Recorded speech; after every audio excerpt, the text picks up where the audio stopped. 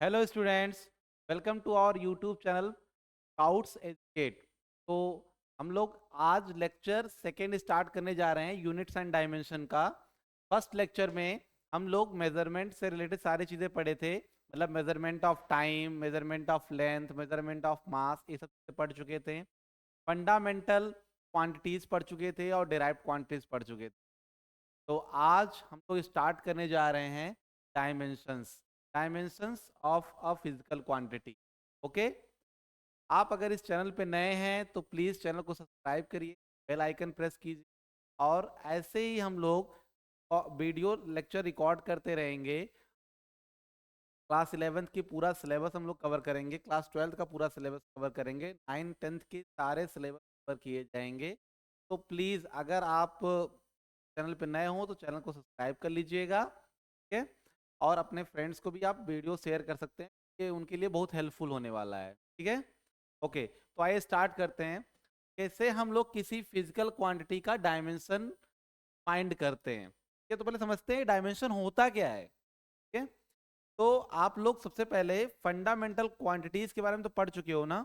Fundamental quantities क्या होती हैं आप लोगों को मैं पहले बता चुका हूँ। फंडामेंटल क्वांटिटीज हमारे 7 होते हैं। कितने होते हैं? 7। Length, mass, time, temperature, current, amount of substance and density, ये हमारे फंडामेंटल क्वांटिटीज होते हैं। डायमेंशंस में हम क्या करते हैं, लेंथ को एल से लिखते हैं ऐसे ब्रैकेट के अंदर, याद रखना बिग ब्रैकेट होती है। मास को एम से लिखते हैं बिग ब्रैकेट के अंदर, टाइम को टी से, टेम्परेचर को के से, के मतलब केल्विन, करंट को ए से एम्पियर, और अमाउंट ऑफ सब्सटेंस को हम लोग यहाँ पे करते हैं एन से, और ल्यूमिनेट इंटेंसिटी को करते हैं जे से, ठीक है। हालांकि अमाउंट ऑफ सब्सटेंस ज़्यादा यूज होता नहीं है, अमाउंट ऑफ सब्सटेंस को मोल भी लिखते हैं, ठीक है, मोल। और यहाँ पे ल्यूमिनस इंटेंसिटी को हम कैंडेला यानी सी डी भी लिखते हैं, ठीक है। तो ये हमारे 7 फंडामेंटल क्वांटिटीज हैं, और ये जो 7 फंडामेंटल क्वांटिटीज हैं और पे डिपेंड नहीं करते हैं। और दूसरा क्वांटिटी हमने जो पढ़ा है वो पढ़ा है डिराइव्ड क्वांटिटी। डिराइव्ड क्वांटिटी क्या होती है? वो फंडामेंटल क्वांटिटीज पर डिपेंड करती है, ठीक है। तो डिराइव्ड क्वांटिटी का हम लोग डायमेंशन फाइंड करने जा रहे हैं किसी क्वांटिटीज का। जैसे ये 7 जो है के अलावा जो हमारे क्वांटिटीज होते हैं हम डायमेंशन समझते हैं। डायमेंशंस होता क्या है? देखिए, डायमेंशंस क्या होते हैं? डायमेंशन पावर्स होते हैं। क्या होते हैं? पावर्स। अगर आपसे पूछे डायमेंशन होते क्या हैं, आप कहो पावर्स होते हैं, जो फंडामेंटल क्वांटिटीज पे रेज की जाती हैं डिराइव्ड क्वांटिटी को एक्सप्रेस करने। आप समझ नहीं पाए हो ना? अभी आपको समझ में आएगा, देखो ध्यान से। जैसे मान लो आपके पास कोई एक डिराइव्ड क्वांटिटी है, ठीक है। जैसे मान लेते हैं हमने कह दिया एरिया। तो एरिया अगर हमने लिया, ठीक है, अगर हमने एरिया लिया, आप लोगों को पता है एरिया का जो फॉर्मूला होता है वो होता है लेंथ इनटू ब्रेथ। यहाँ पे एक रेक्टेंगल का एरिया ले लिया, ठीक है। तो लेंथ जो है वो भी हमारा, लेंथ क्या है? लेंथ हमारा एक फंडामेंटल ही तो है, और ब्रेथ क्या है? फंडामेंटल है, ठीक है। तो अगर हम इसका डायमेंशन लिखें, डायमेंशनल इक्वेशन या डायमेंशनल फॉर्मूला लिखें, तो हम क्या लिखेंगे? तो इसकी जो यूनिट होती है वो आपको पता है, यूनिट जो इसकी होगी वो होगी मीटर स्क्वायर। क्या होगी? Metre square. मीटर स्क्वायर में मीटर क्या है? मीटर एक फंडामेंटल यूनिट है। 2 बार मीटर का इस्तेमाल हुआ तो क्या बन गया? ये मीटर स्क्वायर, और ये एरिया का यूनिट है, तो इसे हम बोलेंगे डिराइव्ड यूनिट, ठीक है। ओके, ये डिराइव्ड यूनिट है। तो अभी आपको मैंने बताया है कि लेंथ को हम लोग एल से लिखते हैं। किससे लिखते हैं? एल से। तो ये मीटर स्क्वायर है, एक लेंथ ही तो है। तो डायमेंशन में हम क्या करते हैं, अगर हमने मान लो एरिया का हमें डायमेंशन लिखना है, तो पहले डायमेंशन लिखने के लिए हम क्या करेंगे, इसका हम डायमेंशनल इक्वेशन लिखेंगे। डायमेंशनल इक्वेशन क्या हो जाएगा? मीटर स्क्वायर अगर है तो यहाँ पे मास नहीं है, यहाँ पे हमारा ना तो मास है ना तो टाइम है, सिर्फ क्या है? लेंथ। तो यहाँ हो जाएगा एल स्क्वायर। क्या हो जाएगा? एल स्क्वायर, क्योंकि एल मीटर का 2 बार यहाँ पे मीटर है ना, यहाँ पे एल स्क्वायर हो जाएगा। इसको हम ऐसे भी लिखते हैं m to the power 0, l to the power 2 power 0। मतलब यहाँ पे m और t 0 है, पावर 0 मतलब कुछ नहीं, एल एल स्क्वायर यहाँ पे है सिर्फ। तो ये एक हमारा डायमेंशनल इक्वेशन होता है। क्या होता है? इसे हम बोलते हैं डायमेंशनल इक्वेशन। डायमेंशनल इक्वेशन, ये डायमेंशनल इक्वेशन है। अब इसमें जो ये पावर लगे हुए हैं, जो आपका 0 है, जो 2 है, जो 0 है, 0 2 0, जो पावर्स लगे हैं ना, इन्हीं पावर्स को हम बोलते हैं डायमेंशंस। क्या बोलते हैं? डायमेंशन। तो ये पावर होते हैं 0 2 0, इन्हीं को डायमेंशन बोलते हैं। ठीक। अभी तक आप लोगों ने अगर सोचा होगा कि ये डायमेंशंस हैं, तो ये डायमेंशन नहीं है, इसे डायमेंशनल इक्वेशन बोलते हैं। ठीक है। और ये हमारे जो पावर्स होते हैं, पावर्स को हम डायमेंशन। तो हमने ये कैसे फाइंड किया? यही पावर्स ही तो लगे गए हैं फंडामेंटल पे। देखो एम भी फंडामेंटल था, एल भी फंडामेंटल है, टी फंडामेंटल है, इन्हीं के ऊपर पावर लगा दिया गया। तो ये एक डिराइव्ड क्वांटिटी को हमने एक्सप्रेस कर दिया, मतलब हमने एरिया को यहाँ पे एक्सप्रेस कर दिया। यही है हमारा डायमेंशनल फॉर्मूला। डायमेंशनल फॉर्मूला है, और इनके जो पावर्स हैं जो हमने फंडामेंटल पे रेज किए हैं डिराइव्ड क्वांटिटी को एक्सप्रेस करने के, पावर्स को बोलते हैं डायमेंशन। ठीक है। तो आइए हम लोग कुछ क्वांटिटीज के डायमेंशन हम लोग देखते हैं कि क्या होते हैं उनके डायमेंशन। ठीक है।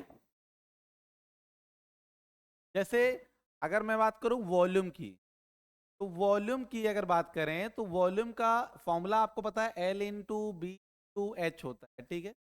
Length into breadth into height. अगर इसके यूनिट की बारे में बात करें, यूनिट इसकी होती है, यूनिट अगर बात करें तो यूनिट होती है मीटर क्यूब। क्या होती है? Metre cube. तो मीटर आपको पता है यहाँ पे लेंथ को 3 बार लिया जा रहा है, लेंथ लेंथ लेंथ 3 बार ली जा रही है। ठीक है। इसका जो डायमेंशनल फॉर्मूला होगा हो जाएगा m0 एल क्यूब और t0। मतलब यहाँ पे एल ही है, एम और टी तो ऐसे ही लिखे हुए हैं, इसका कोई मतलब नहीं है। लेकिन जब हम फॉर्मूले में लिखते हैं तो एम और टी को साथ में लिखते हैं। आप धीरे धीरे यूज करते जाओगे तो आप इसको चाहो तो नहीं भी लिखोगे तो भी काम चल जाएगा। ठीक है। तो एल क्यूब यहाँ पे इसका डायमेंशन, ये हमारा जो है ये डायमेंशनल फॉर्मूला हो गया। ठीक है। इसके डायमेंशंस क्या होंगे? 2 3 0, ये डायमेंशन हो जाएंगे, डायमेंशन। ठीक है।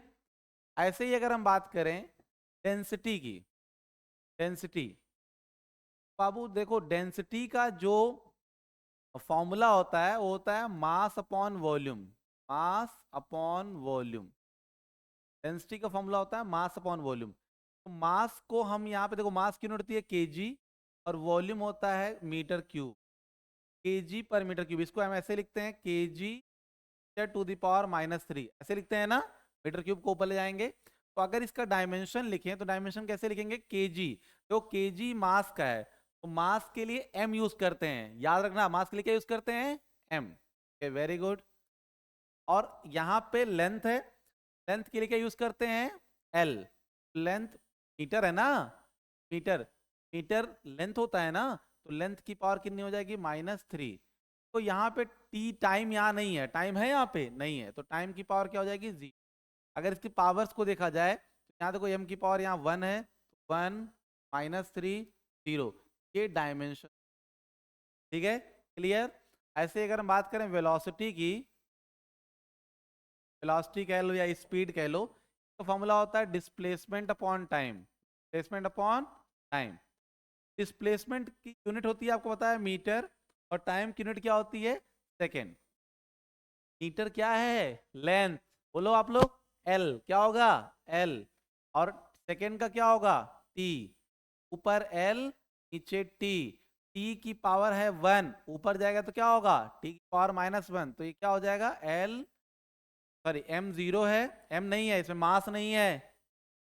लेंथ क्या है? लेंथ की पावर 1, और टाइम की पावर ऊपर जाएगा तो ये हो जाएगा -1, यानी 0 1 -1, ये डायमेंशन रहेंगे। तो अब हम ऐसे नहीं लिखते हैं कि आप थोड़ा कंफ्यूज हो रहे होगे, तो इसको हम ऐसे लिख रहे हैं एल टी की पावर -1। ये वेलोसिटी का, ये वेलोसिटी का डायमेंशन। ठीक है। डायमेंशनल फॉर्मूला है। ठीक है। ये डायमेंशंस होते हैं, ये डायमेंशनल फॉर्मूला है। ठीक।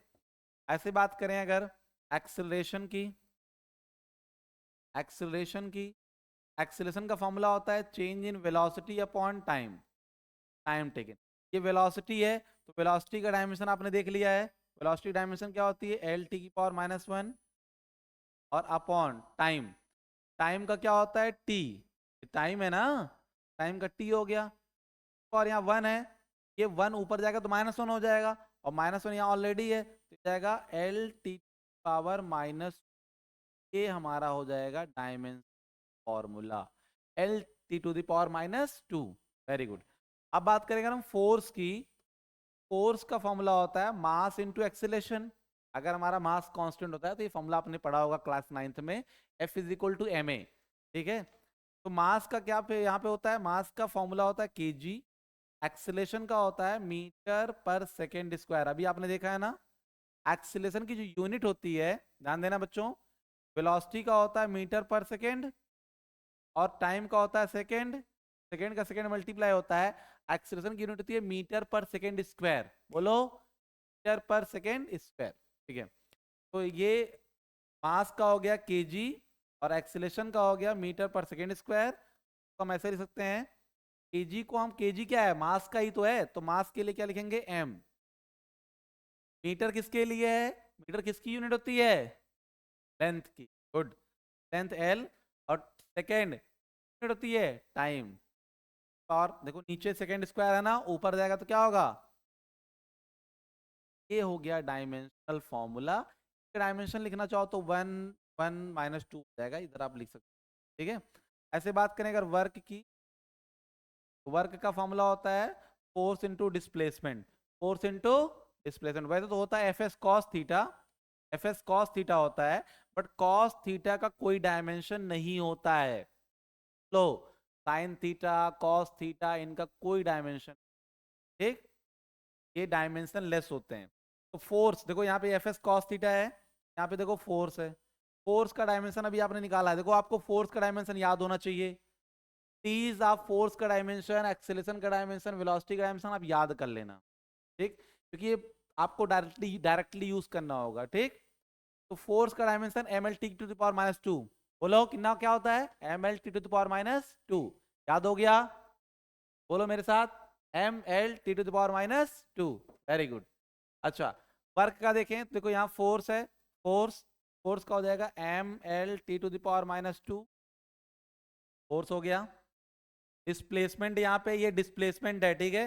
डिस्प्लेसमेंट क्या होता है, लेंथ ही तो होती है यार, डिस्प्लेसमेंट मीटर होती है, तब लेंथ है, लेंथ एल।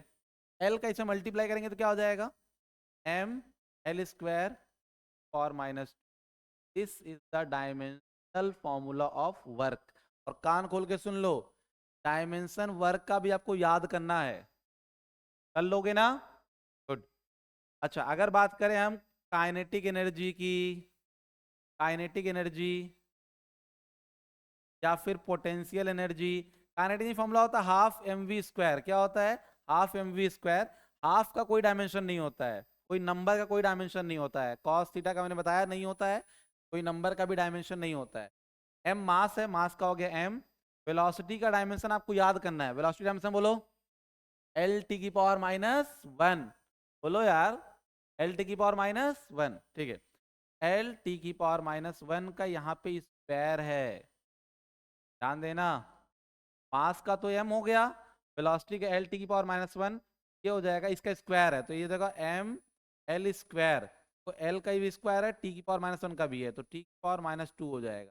यानी देखो, जो वर्क का है वही एनर्जी का है, मतलब वर्क, एनर्जी, कोई भी एनर्जी हो, चाहे पोटेंशियल एनर्जी हो, चाहे काइनेटिक एनर्जी हो, कोई भी एनर्जी हो, कोई भी वर्क हो, सबके डायमेंशन, डायमेंशन सेम होते हैं। यस, ऐसे पोटेंशियल एनर्जी का क्या होता है, पोटेंशियल फॉर्मूला होता है, आपने पढ़ा होगा M G H, M G H, M G H. M का हो गया हमारा मास, एम हो गया, जी हमारा एक्सीलरेशन ड्यू टू ग्रेविटी होता है। एक्सीलरेशन ड्यू टू ग्रेविटी मतलब एक एक्सीलरेशन ही है, जी एक एक्सीलरेशन, एक्सीलरेशन, एक्सीलरेशन की डायमेंशन क्या होती है, याद कर लो यार, एल टी की पावर -2। गुड। और आपका एच क्या है, एल, एच हाइट ही तो होगी, एच क्या है, हाइट ही तो है, मल्टीप्लाई करो क्या होगा, M L square power minus. देखो potential energy, work, kinetic energy का डायमेंशन सेम आ रहा है ना। तो ये सारे डायमेंशंस फाइंड करने के तरीके हैं, और भी हम फाइंड करेंगे, ठीक है। और देख लेते हैं हम कुछ डायमेंशंस। जैसे देखिए, मान लो आपसे पूछा जाए कि डायमेंशन बताइए सर टॉर्क का, तो वो आप कुछ चीजें तो धीरे धीरे आप पढ़ते चले जाओगे, तो आपको जो पहले ये जो डायमेंशन बताए ये सब आप याद रखना, ठीक है। बाकी आपको जो जैसे जैसे फॉर्मूले पता चलेंगे वैसे वैसे आप डायमेंशन निकाल पाओगे, ठीक है। सारे फॉर्मूले पता होंगे तभी डायमेंशन निकाल पाओगे, फॉर्मूले नहीं पता डायमेंशन नहीं निकाल पाओगे। फॉर्मूले देखो मैं बता दे रहा हूँ, जैसे टॉर्क का होता है RF sin θ, ये टॉर्क का फॉर्मूला होता है। अब आप कहोगे सर आर क्या है, आर है डिस्टेंस, एफ क्या है सर फोर्स है, साइन थीटा, थीटा है एंगल है, लेकिन साइन थीटा कोई डायमेंशन नहीं होता है, का डायमेंशन नहीं है। आर का क्या है एल, आर डिस्टेंस है, डिस्टेंस से मतलब एल लेंथ है, यस। फोर्स का क्या होगा M L T⁻², फोर्स का कहा था ना याद करने को, जाओ पीछे देख के आओ। फोर्स का डायमेंशन M L T⁻², याद रखना, मल्टीप्लाई करो ML² T⁻²। देखो वो जो टॉर्क का डायमेंशनल फॉर्मूला होता है वही वर्क का होता है, वही काइनेटिक एनर्जी का होता है, वही पोटेंशियल एनर्जी का होता है, सबका सेम। तो क्या सबका सेम होता है, सबका नहीं होता, सबका होता है। अच्छा, टॉर्क का मैंने बता दिया। के अलावा आप पावर का पढ़ लो, चलो पावर आप पढ़े हो पहले से। पावर का होता है work upon time, rate of doing work. Work का अभी ना आपने निकाला है, यही वर्क का होता है ना, ML² T⁻² upon time T, T को ऊपर भेजो, ML² T⁻, यार वन है प्लस में है, ऊपर जाए कैंसिल कैसे होगा, कैंसिल नहीं होगा, सेम साइन थोड़ी ना है, यहाँ माइनस होता तब कैंसिल होता है, प्लस है ऊपर जाएगा माइनस होगा, -3 हो जाएगा, ठीक है। बात करें अगर हम चार्ज की, तो चार्ज का फॉर्मूला आपको याद होगा, Q=IT, पढ़े थे ना, यस। Q=IT, आई का हमारा होता है, देखो आई हमारा करंट है, और करंट एक फंडामेंटल है, फंडामेंटल की पावर रेस कर रहे हैं ना, तो फंडामेंटल ले सकते हैं, करंट फंडामेंटल है ना। ऐसे इसको लिखते हैं डायमेंशन में ए से, गुड, से लिखते हैं ए से, एम्पियर। और ये टी क्या है, टाइम, टाइम तो फंडामेंटल है ना, अगर फंडामेंटल है तो ले लो, यहाँ हो जाएगा 80, यहाँ पे एम एल ये सब जीरो है, ठीक है, सिर्फ 80। ये चार्ज का डायमेंशन होता है, रट लो, बहुत काम का है।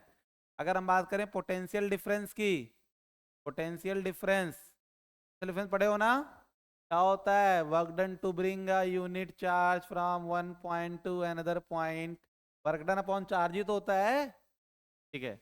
वर्क का फॉर्मूला बताओ, क्लास 10th में पढ़े थे भाई साहब, वर्क का फॉर्मूला बताओ, ML² T⁻², ये डायमेंशनल फॉर्मूला वर्क का, मैंने कहा था वर्क का याद करने को ना, भूल क्यों जाते हो, ML² T⁻² अपॉन 80, चार्ज का 80 अभी तो बताया हूँ, तो यार ए एम्पियर है करंट, ये टाइम, ऊपर भेजो, 80 को ऊपर भेजो, एम ऊपर रहेगा, एल स्क्वायर ऊपर रहेगा, T-2 है, यहाँ 1 प्लस में है, ऊपर जाएगा माइनस होगा, पावर -3, ए की पावर -1।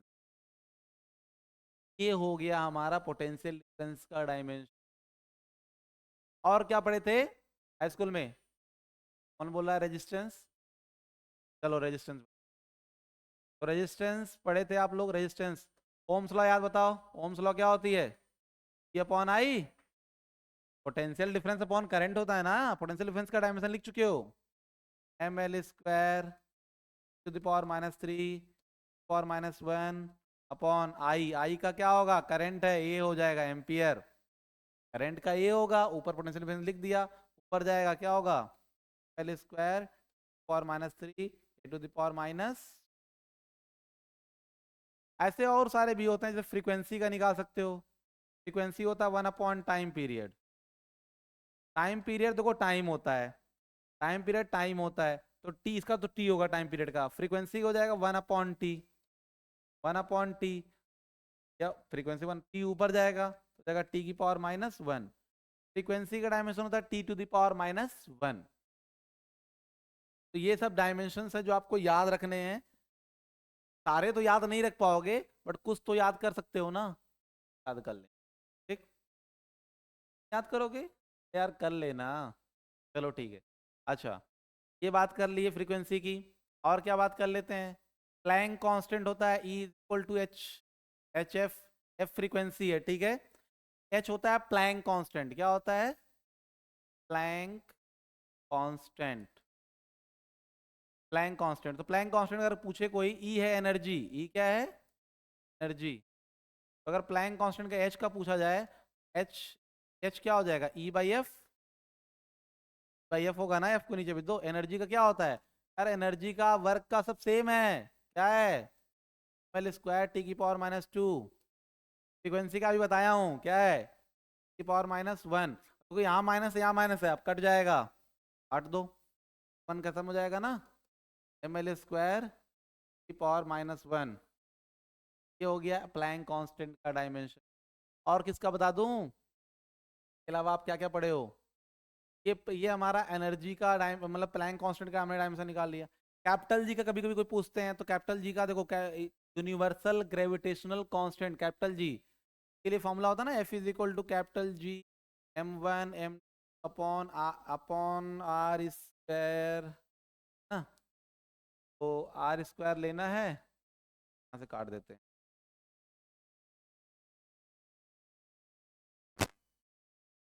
इसको मिटा दूं, तो नोट कर लेना, इसको मिटाने जा रहा हूँ, ठीक।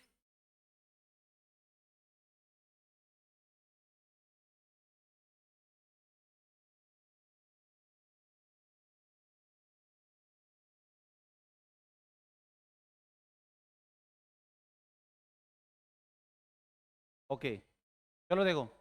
तो अगर आपसे कोई देखो, एक F is F is equal to,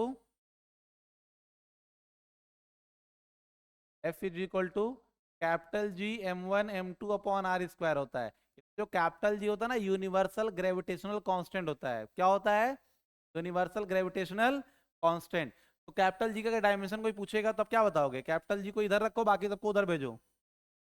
capital G is equal to हो जाएगा F R square upon M one M two. R square ऊपर जाएगा, एम वन एम टू नीचे जाएगा। एफ का क्या हो गया? एम एल टी की पावर माइनस टू। अब कहोगे सर फोर्स का डायमेंशन मेरे को याद नहीं हुआ। याद कर लो भैया, डिस्टेंस है यार। आर क्या है? डिस्टेंस, दो मास के बीच का डिस्टेंस होता है आर। एल स्क्वायर डिस्टेंस, और नीचे क्या है? मास, दो मास है, मास का क्या होता है? एम। जगह एम, देखो एक एम से एक एम उड़ जाएगा, यहाँ से उड़ा दो, एम ऊपर जाएगा। एम की देखो एक एम ही बचा ना, ऊपर जाएगा तो माइनस वन हो जाएगा, ठीक है। और यहाँ पे हो जाएगा एल, एल हो जाएगा एल की पावर थ्री, और टी की पावर हो जाएगा माइनस टू। ये हो जाएगा जी का डायमेंशनल फॉर्मूला। तो ये हमने कुछ डायमेंशंस बता दिए। ऐसे सरफेस टेंशन का होता है, मैं बताते रहूं तो यार घंटे दिन चले जाएंगे। तो आप फॉर्मूले आपको जैसे जैसे पता चलेंगे, वैसे वैसे आप डायमेंशन निकाल सकते हो, ठीक है। जैसे सरफेस टेंशन का बता दे रहा हूँ, चलो सरफेस टेंशन का बता दे रहा हूँ। सरफेस टेंशन का क्या होता है? सरफेस टेंशन का फॉर्मूला होता है force upon length. Force upon length. Force का बताओ ना डायमेंशन क्या होती है? एम एल टी की power minus two upon length का एल हो गया, एल से एल खत्म हो जाएगा, क्या आएगा? M T to the power minus two. ये सरफेस टेंशन का डायमेंशन, फोर्स अपॉन लेंथ होता है। ये सारे टॉपिक जो है ना, ये सब आप धीरे धीरे पढ़ोगे, तो आपको सिर्फ यहाँ डायमेंशंस फाइंड करना है बस, ठीक है। चलो, तो ये हमने डायमेंशंस के बारे में बात कर लिया, ठीक है। अब बात आते हैं कि इसके एप्लीकेशंस के बारे में बात करते हैं। डायमेंशंस क्या क्या यूजेस हैं, क्या क्या एप्लीकेशन, ठीक है। तो एप्लीकेशन पढ़ने से पहले हम देखते हैं प्रिंसिपल ऑफ होमोजेनिटी क्या कहता है। तो प्रिंसिपल ऑफ होमोजेनिटी ये कहता है कि, बहुत इंपॉर्टेंट टॉपिक है, ध्यान देना। प्रिंसिपल ऑफ होमोजेनिटी ये कहता है कि अगर मान लो आपके पास कोई इक्वेशन है, कोई भी इक्वेशन, उस इक्वेशन के अंदर जितने टर्म्स होते हैं ना, सारे टर्म्स की डायमेंशन सेम होते हैं। फिर से सुन लो, जितने भी ऐड करके या सब्ट्रैक्ट करके टर्म्स लिखे होंगे, सारे टर्म्स के डायमेंशन क्या होंगे? सेम। अगर सेम नहीं है ना, तो इक्वेशन इनकरेक्ट है, डायमेंशन करेक्ट है, ठीक है। तो सारे टर्म के डायमेंशन क्या होने चाहिए, सेम। ये होता है प्रिंसिपल ऑफ होमोजेनिटी। जैसे आप एग्जांपल के थ्रू समझ सकते हो, एग्जांपल के थ्रू, जैसे हमारे हमारे पास मान लो तो मान लो हमारे पास एक क्वेश्चन है, s is equal to Q T plus half A T square. पढ़े थे ना क्लास 9th में, इक्वेशन ऑफ मोशन। इसमें कितने टर्म्स हैं भैया, 3, 1 2 3, 3 टर्म्स हैं प्लस करके अलग अलग। हम एक एक क्वांटिटी नहीं पूछ रहे हैं, टर्म्स पूछ रहे हैं, टर्म्स।